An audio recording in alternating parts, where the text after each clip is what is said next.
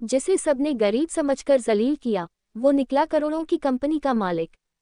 सुबह के करीब 10 बजे थे। एक लड़का, जिसकी उम्र लगभग 25 साल रही होगी, फटे पुराने कपड़े पहने, धूप से झुलसा चेहरा और एक पुराने से बैग के साथ एक बड़ी मल्टीनेशनल कंपनी के ऑफिस में इंटरव्यू देने आया। उसकी आंखों में एक गहरा आत्मविश्वास था, लेकिन उसके पहनावे को देखकर कोई भी यह नहीं सोच सकता था कि यह किसी नौकरी का उम्मीदवार हो सकता है। रिसेप्शन पर मौजूद लोग उसे देखकर हैरान हो गए, जैसे कोई अनजान जीव अंदर आ गया हो। जैसे ही वो लड़का ऑफिस के दरवाजे के अंदर घुसा, वहां बैठे कुछ कर्मचारियों की नज़र उस पर पड़ी और वे हंसी नहीं रोक पाए। किसी ने आंख मारी और बोला, भाई लोग, देखो आज चाय वाला भी इंटरव्यू देने आ गया। दूसरा बोला, भाई, यहाँ मैनेजर की पोस्ट के लिए इंटरव्यू हो रहा है, ये भाई साहब शायद रास्ता भटक गए हैं। उनकी बातों में मजाक था, लेकिन उस मजाक में घमंड और तिरस्कार छुपा हुआ था। कोई भी यह जानने की कोशिश नहीं कर रहा था कि वो लड़का कौन है, बस सब उसकी हालत पर हंस रहे थे। वो लड़का, जिसने शायद सैकड़ों बार ऐसा व्यवहार देखा और झेला होगा, कुछ नहीं बोला। वह चुपचाप मुस्कुराया और रिसेप्शन के एक कोने में बैठ गया।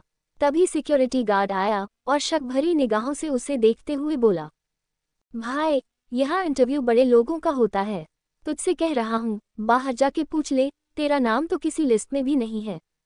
लड़के ने आंखों में गहराई के साथ गार्ड को देखा और सिर झुकाकर कहा, ठीक है भैया, बैठने दीजिए, मैं गलत नहीं आया हूँ। उसके शब्दों में न गुस्सा था, न कोई शिकायत। वो शांत था, जैसे दुनिया उसके बारे में जो भी सोचती है, उससे उसे फर्क नहीं पड़ता। उसने बैग को घुटनों पर रखा, आंखें बंद की और एक गहरी सांस ली, जैसे वो मन ही मन कह रहा हो कि थोड़ा और सह लो, सब कुछ बदलने वाला है।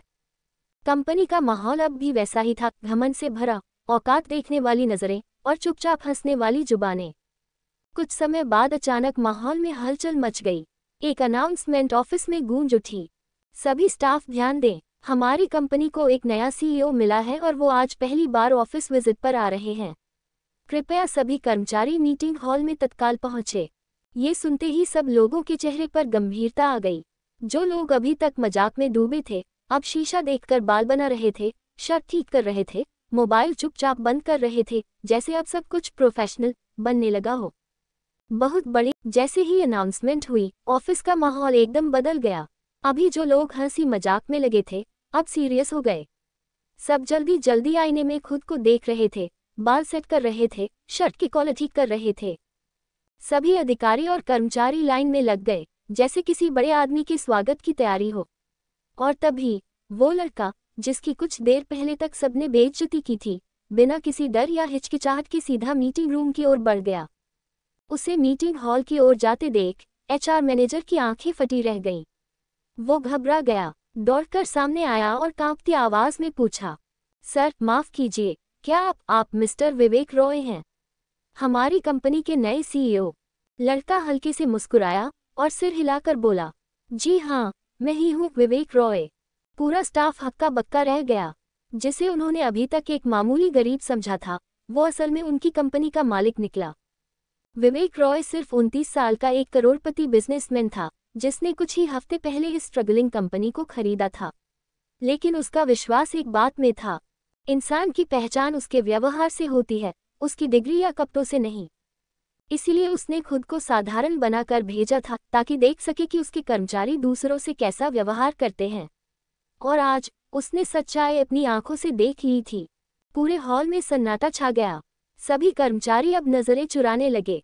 तब विवेक रॉय ने गहरी सांस लेकर सबकी ओर देखा और कहा, आज आपने मुझे नहीं, उस हर इंसान को नीचा दिखाया है जो सादगी से जीता है। याद रखिए, किसी के कपड़े, रंग या हालात देखकर उसकी हैसियत मत आंकिए। जो ऊपर बैठा है, वही सब देख रहा है। उनका स्वर शांत था, लेकिन उसमें वो असर था कि सबकी रीढ़ तक सिहर गई। हर चेहरा अब शर्म से झुका हुआ था। वो हंसी, जो थोड़ी देर पहले गूंज रही थी, अब एकदम खामोश थी।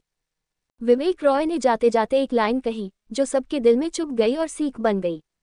इज्जत वो दौलत है जो सबसे गरीब इंसान भी दे सकता है और सबसे अमीर इंसान भी मान सकता है। इतना कहकर वो मीटिंग रूम में चला गया और पीछे रह गई वो सब लोग, जो आज एक सबक कभी ना भूलने वाली जिंदगी की किताब में लिख चुके थे। अगर आपको ये कहानी अच्छी लगी हो, तो वीडियो को लाइक करें। ऐसी और इंस्पायरिंग कहानियों के लिए चैनल को सब्सक्राइब करना न भूलें। और कमेंट करके बताएं कभी आपने किसी को कमज़ोर समझा है।